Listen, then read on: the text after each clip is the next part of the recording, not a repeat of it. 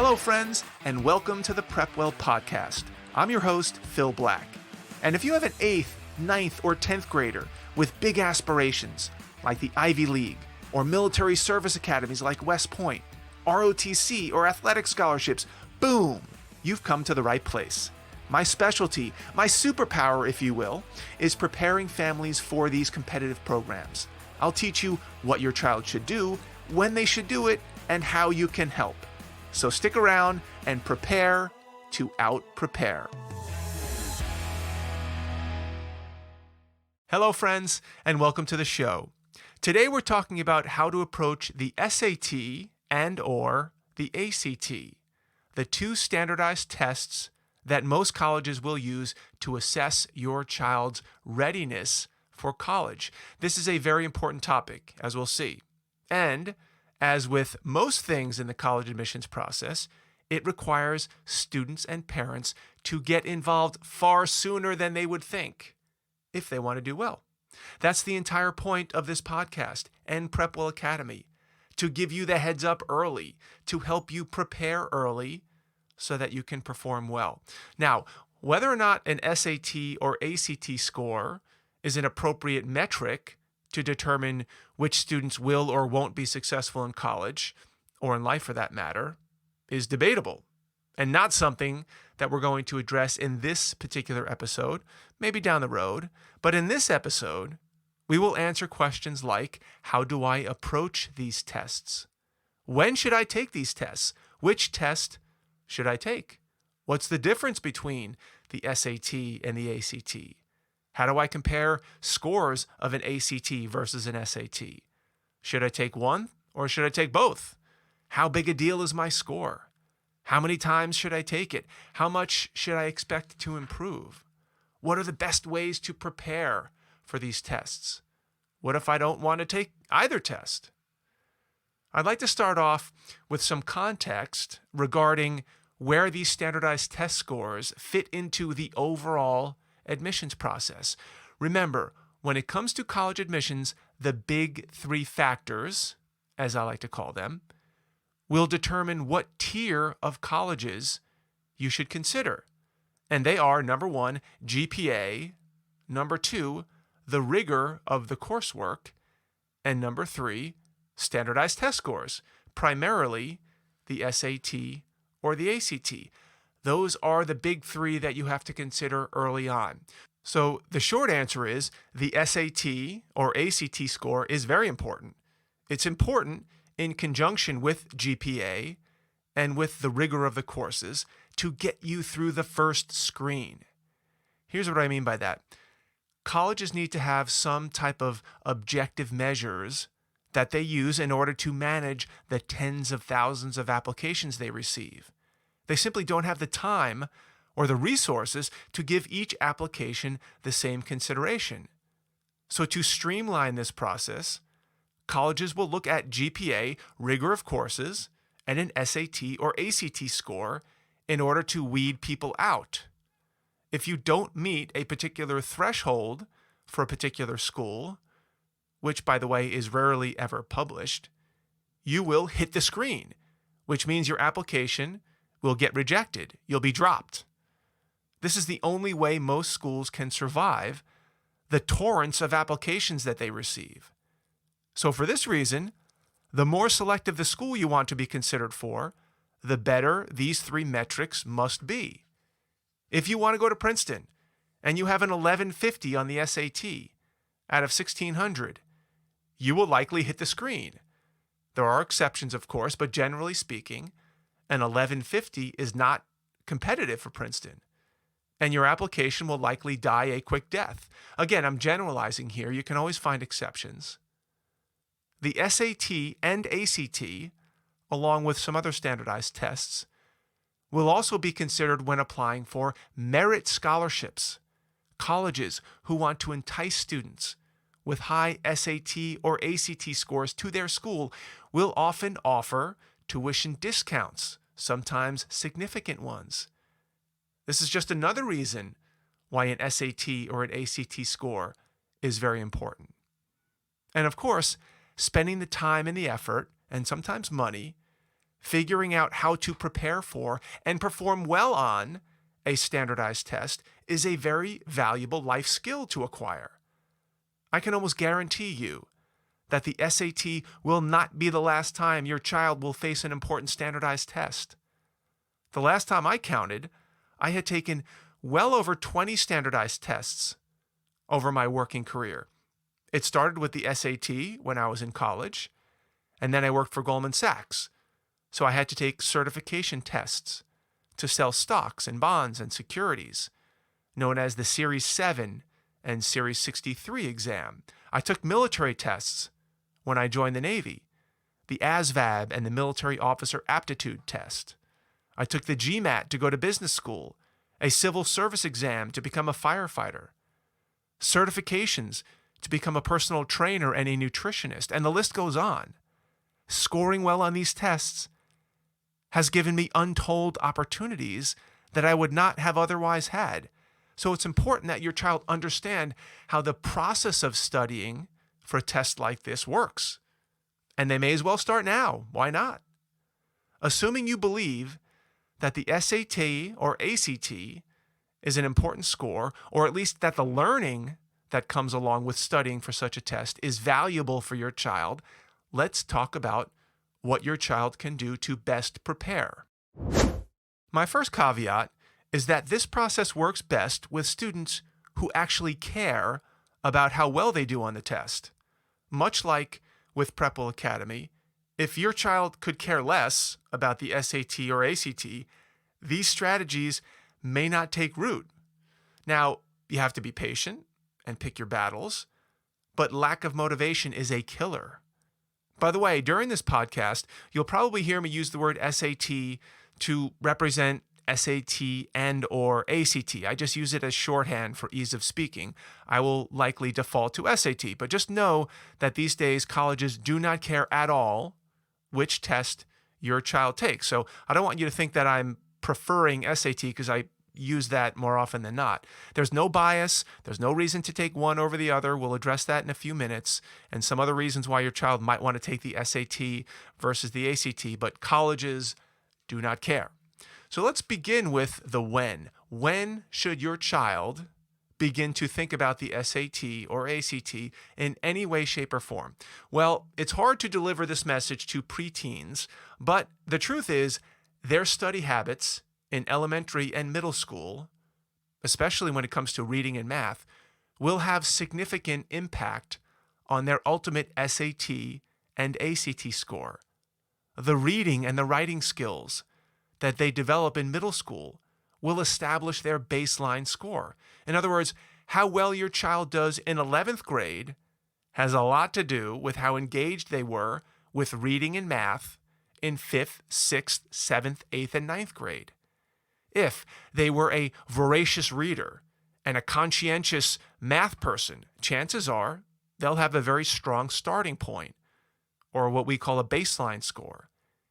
If, on the other hand, academics was supplanted by video games and Xbox and Snapchat during those early years, chances are their baseline scores will suffer.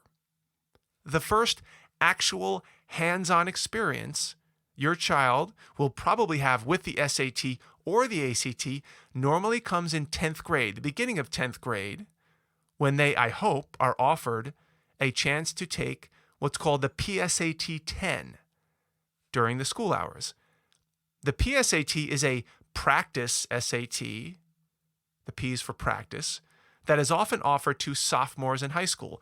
They don't necessarily have to study for it, but I still recommend to my online PrepWellers to at least review the test's format, the types of questions, the length of the test. They don't necessarily have to hardcore prepare for it, but I don't like them to go in cold either.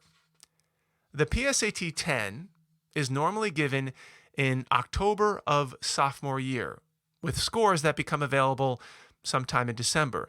This PSAT 10 score is a leading indicator of where your child might end up on the actual official SAT in junior or senior year.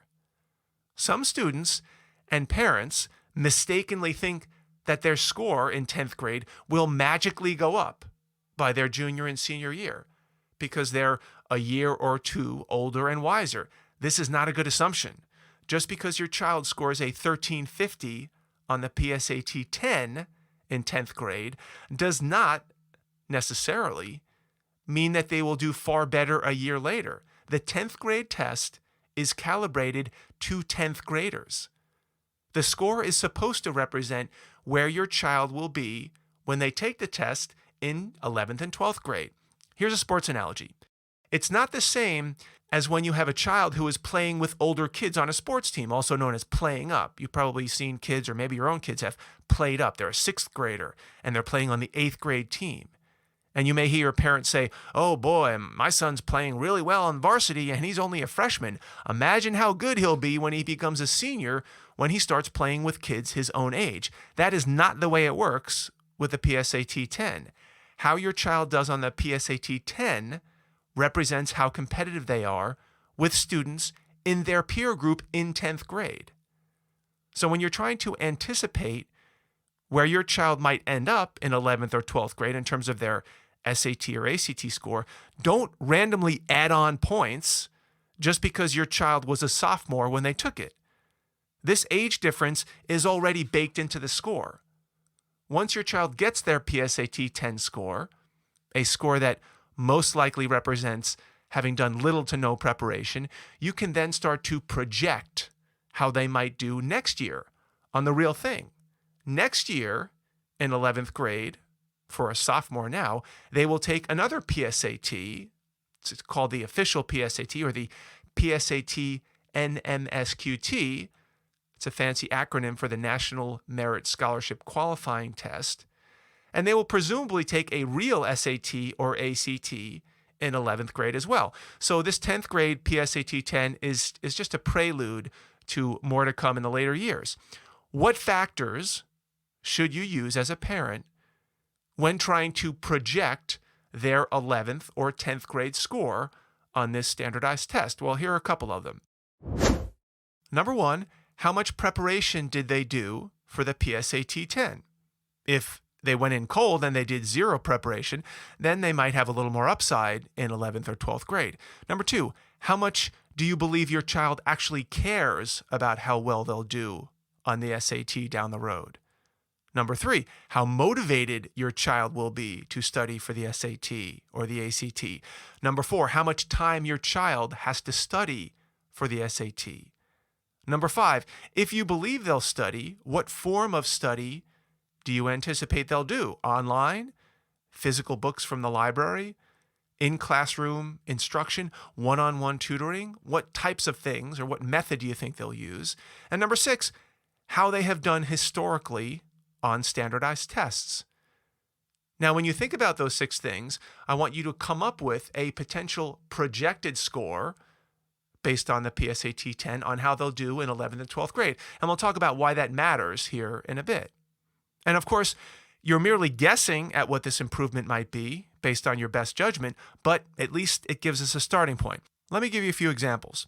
If your child got, say, a 1080 on their PSAT 10, and they have not been a particularly big reader or math person historically, and they don't seem overly motivated to study for the SAT down the road, and they've been average at best on standardized tests up until now, then it's likely that they will likely get somewhere in the low 1100s on the actual PSAT in 11th grade and the SAT in 11th grade or 12th grade. Now, don't assume that they will make some big leap into the 1200s or 1300s or 1400s on the actual SAT. Now, the light bulb may turn on at some point. They may turn things around. They may begin to take things more seriously.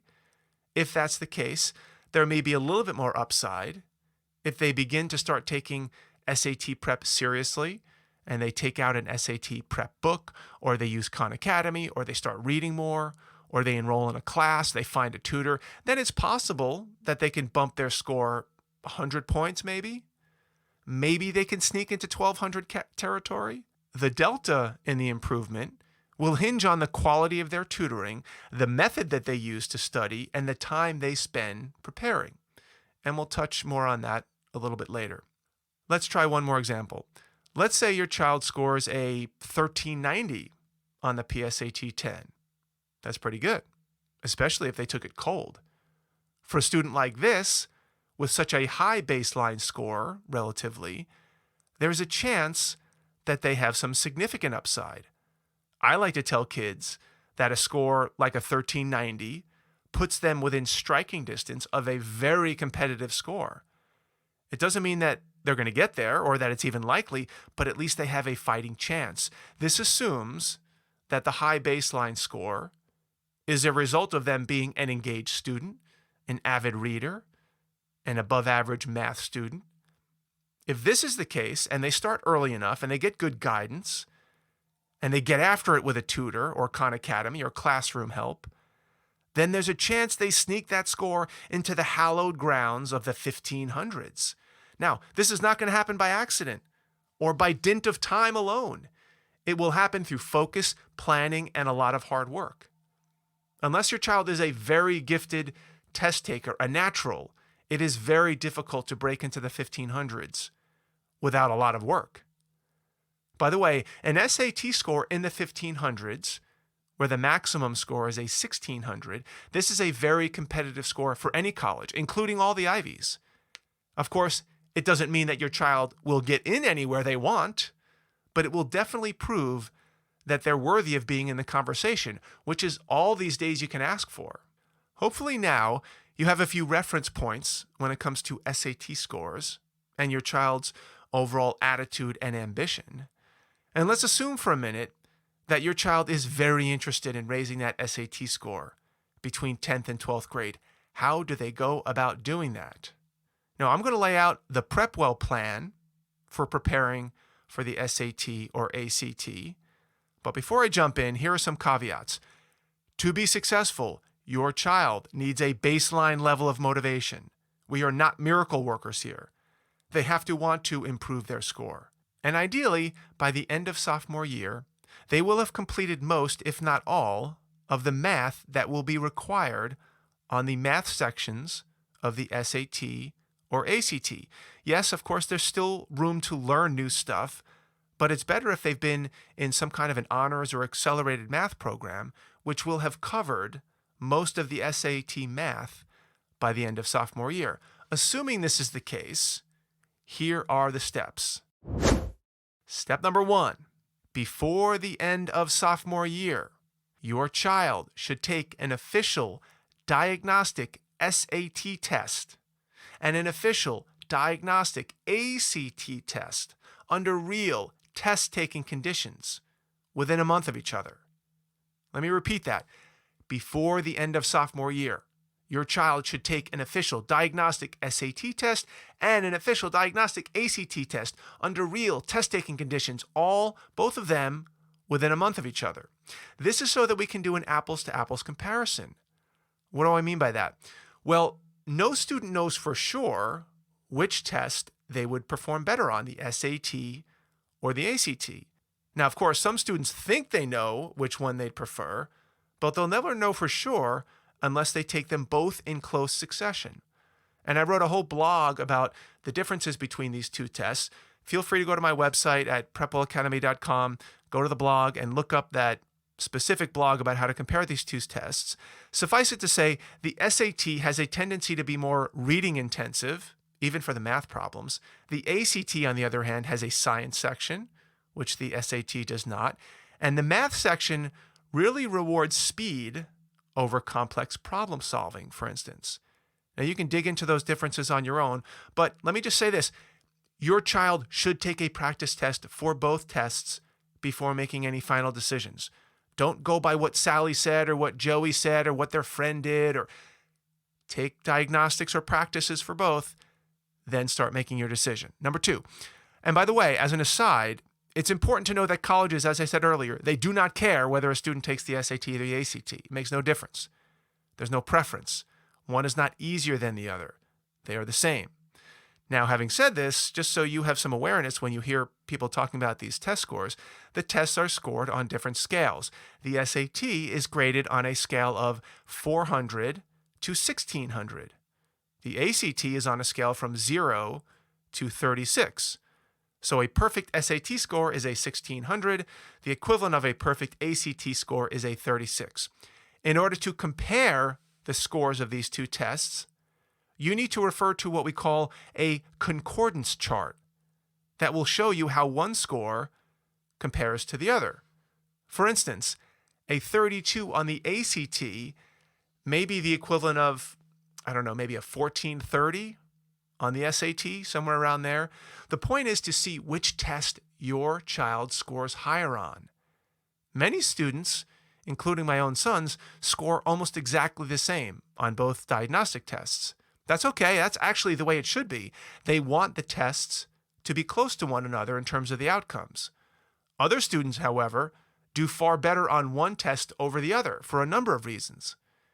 If the scores on the SAT and ACT are about the same, then my advice is to let your child pick whichever test they feel more comfortable with. If the scores are wide apart, the prevailing wisdom is to take that test that your child did much better on. Their brain may be better equipped to handle one type of test over another. The key is to take both tests within a few weeks of each other under realistic test-taking conditions.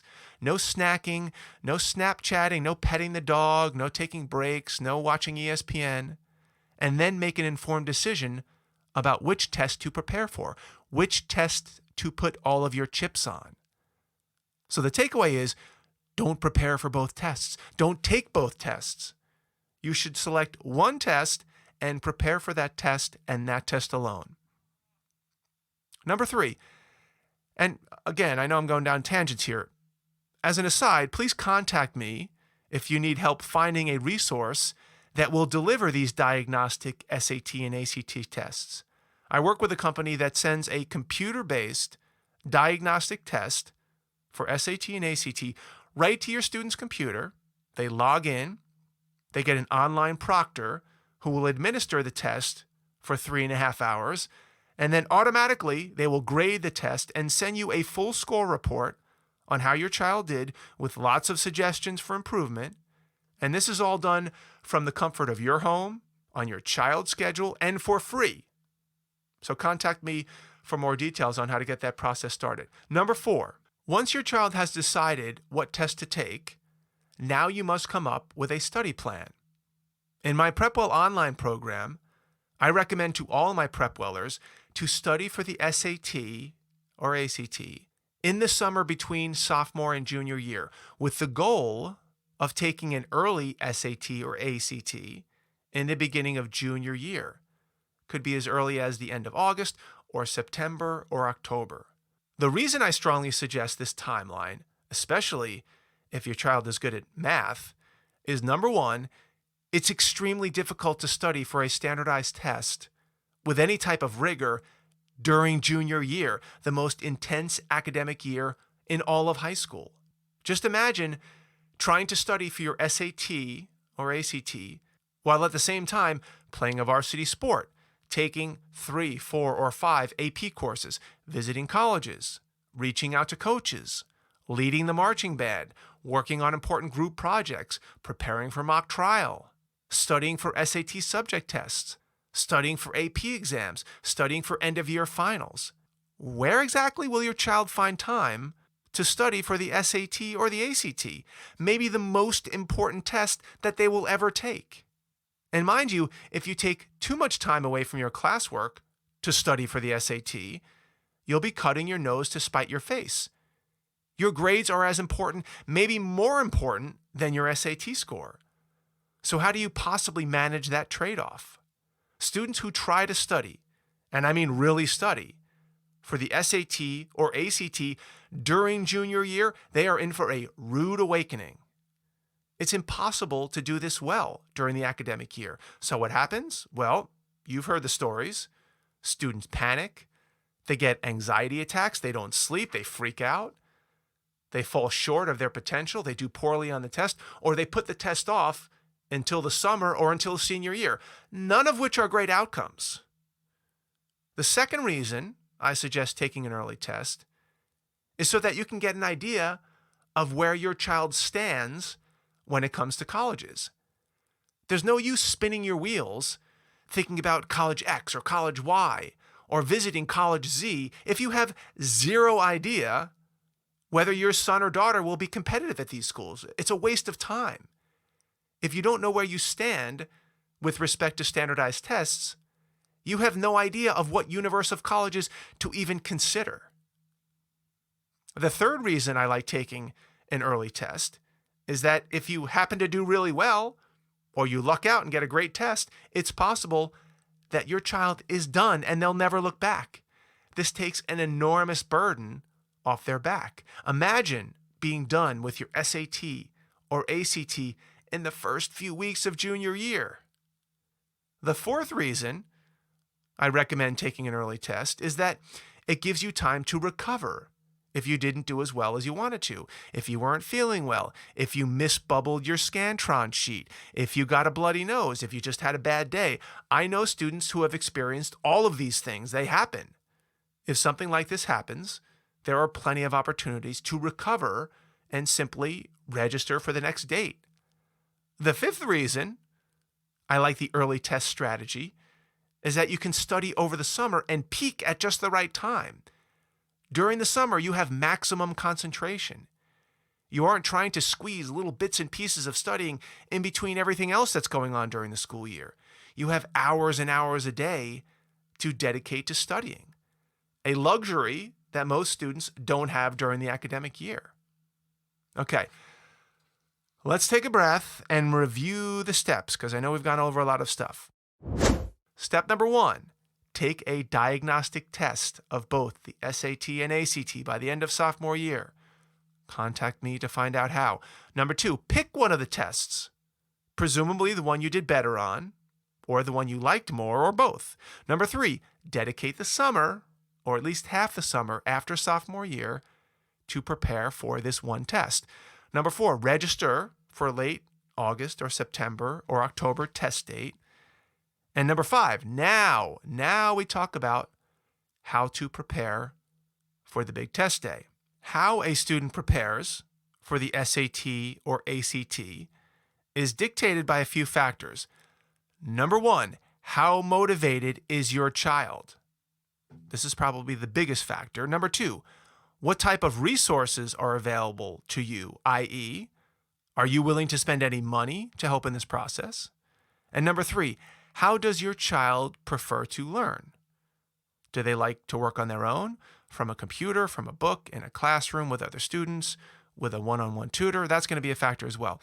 Let's address each of these factors one at a time. So the big one, how motivated is your child? If your child is not motivated, this is going to be a tough slog for you as the parent, no matter how well-intentioned you are or how great the test prep class is or the tutor is.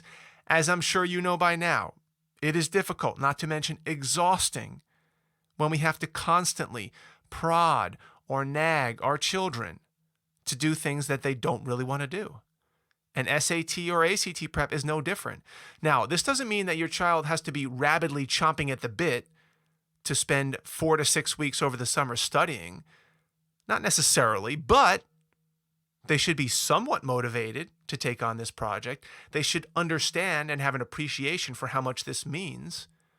One of the benefits of enrolling your child in PrepWell Academy is that by the time this topic comes up, I have already seared into their brain how important this test can be.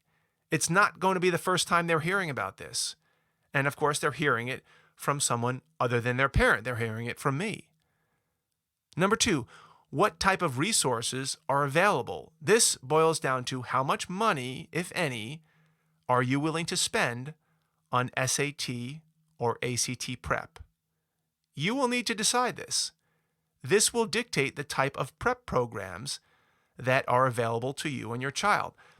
And let me say that this particular question often leaves me scratching my head. In my daily life, I talk to a lot of parents and students, but the parents, they've spent tens of thousands of dollars on their child's sports activities over the last, say, 8 to 10 years. I'm talking $40,000, $50,000, $60,000 for uniforms and club teams and travel and lodging and tuition. and equipment and coaches' gifts and donations. You know what I mean. And by the way, this investment, if you will, has not typically led to any type of athletic scholarship or payoff, which are pretty rare. These families simply, like I'll admit I have to some degree, got sucked up into the sports vortex and the money spigot never turned off. But for some reason, when it comes to paying for SAT preparation, they pump the brakes. They don't want to do it, or they want to spend as little as possible. I'm not exactly sure why. Have they run out of money? Are they just burned out? Do they not think it's worth it? Are they sick of, by this point, shelling out endless amounts of cash every time they turn around? Now, all of these are valid reasons. I empathize with every one of them. My pushback, however, is that their child's score on the SAT or ACT, like it or not, is extremely important when it comes to what types of colleges their child can apply to. If they don't do well on the SAT, their opportunity set when it comes to colleges shrinks, sometimes immediately and drastically. So why do these families who have seemingly endless budgets for club soccer for 10 years somehow decide that now is the time to pull the plug on academic support? Why was it okay to spend $50,000 on soccer, but they can't come up with $1,500 for a basic SAT tutoring program? Many of the families that I talk to have literally spent more money on soccer cleats and duffel bags over a few years than they're willing to spend on helping their child succeed on an SAT or an ACT. There seems to be some kind of mental block or a disconnect. If somebody knows why this happens, please let me know in the comments. I find it a very strange phenomenon. Now, if the family doesn't have the money to spend on sports and cleats and clubs and fancy stuff or anything else, then I get it. Not every family can spend money on any of these things. But I'm not talking about those families. I'm talking about the families who spend every single weekend for 5, 6, 7 years at club volleyball, soccer, water polo tournaments at great expense, but for some reason stop when it comes to SAT preparation. Well, I didn't mean to go down such a rabbit hole here, but I just had to get it off my chest. I see it all the time.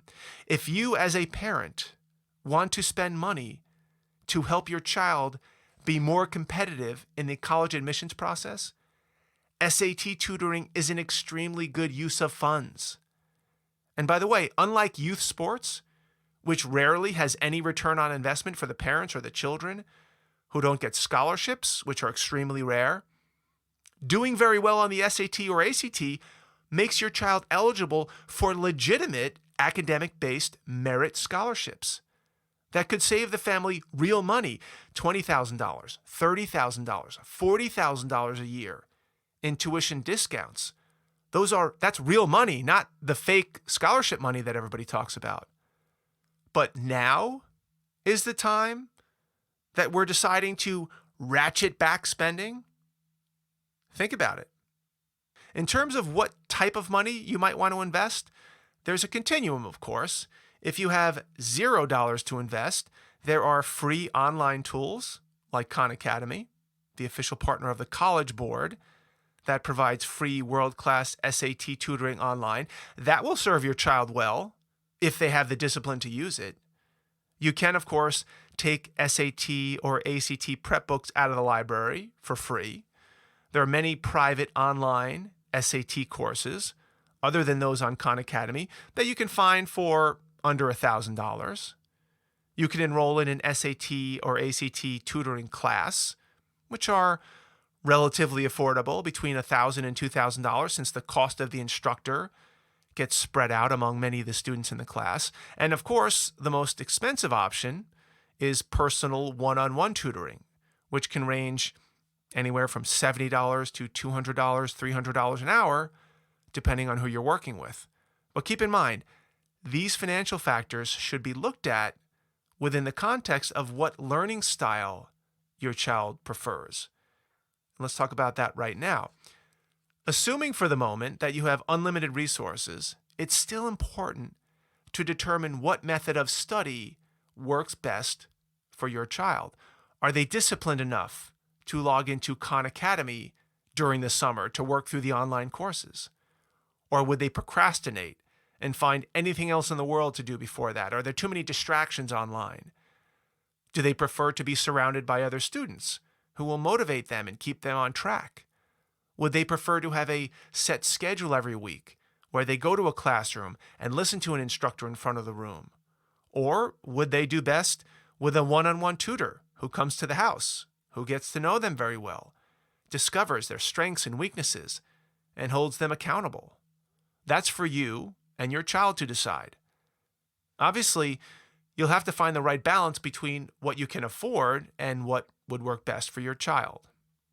And like most things in life, the more effort you put in, your child puts in, the better results they'll get. Whether that's Khan Academy time or one-on-one tutoring time. And just because the one-on-one tutoring is the most expensive does not mean that it's the most effective. I have seen cases where two students with the same baseline starting score and the same tutor and the same number of hours get wildly different results. One student improves by 240 points and the other by 60 points. Why this disparity? Because the latter student, the one who only improved by 60 points, didn't do the in-between work, the homework, if you will, assigned by the tutor. They must have just assumed that the tutor was going to do all the work during their sessions. That's not the way it works. The tutor assigns your child work, homework, and your child has to actually do the work to give something for the tutor to assess and help them with during their one-on-one sessions. That doesn't always happen. Remember, no shortcuts. Nothing comes easy. If you have the money for a one-on-one tutor and your child is motivated and willing to put in the in-between work, and you want to help your child be in the best position possible when it comes to SAT and ACT scores, then contact me and I'll give you some suggestions on the best one-on-one tutors in the industry. And this is based on a lot of experience of seeing how PrepWellers do, including my own sons. Okay, let's summarize where we've come so far, because I know there's a lot to digest here. Here are the questions you should be asking yourself. Number one, how motivated is my child to take on this project? Number two, if they're motivated, you follow these steps. Have them take a diagnostic SAT and ACT toward the end of sophomore year. Contact me and I'll let you know how. Based on the diagnostic scores and recommendations, pick a test, SAT or ACT, not both.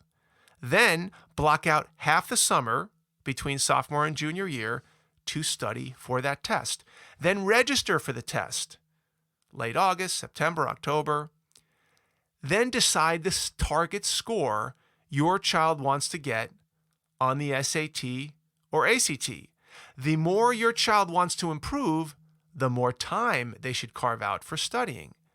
For instance, if your child gets a 1300 on a diagnostic SAT, but they really want to get a 1500 on the actual SAT, they better buckle up. A 200-point improvement is a very ambitious goal. I've seen it happen, but it takes a very concerted effort. Once they have their target score in mind, decide how much money you have, if any, to commit to the mission. Once you have that number in mind, it's time to figure out the best method to get your child there. Khan Academy, books out of the library, online courses, a classroom course live, one-on-one tutor, either live or virtual, or some combination of these things, and then you go for it. And of course, maybe this goes without saying, but if you want me to walk your child and you through things like this, strategies and tactics about college admissions on a weekly basis, in small, bite-sized chunks, instead of this massive burrito, please enroll your child, if you haven't already, in PrepWell Academy, where this entire process is laid out in great detail at all the right times of the year. We would love to have you inside the PrepWell family. Okay, folks, that's all I have for you today. Thank you for tuning in. I hope you found this episode valuable. If you did, bam, please give us a quick review. It helps out a lot. If you know someone with an 8th grader, 9th grader, 10th grader in high school that you think might find this helpful, please share the episode with them. Find that little square with a little arrow coming out of it, pointing to the top. Share that with them. Sharing is caring. If you have questions, comments, or an idea for an episode, please reach out to me by email. DM me on Instagram, PrepWell_Academy, blog, Facebook, or LinkedIn. I would love to hear from you. Until next week, goodbye, good luck, and never stop preparing.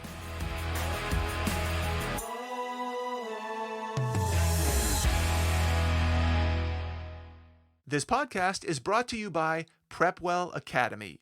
PrepWell Academy is my one-of-a-kind online mentoring program that delivers to your 9th or 10th grader a short, highly relevant video from me every week, every Sunday in fact, where I give them a heads up about what they should be thinking about to stay ahead of the game.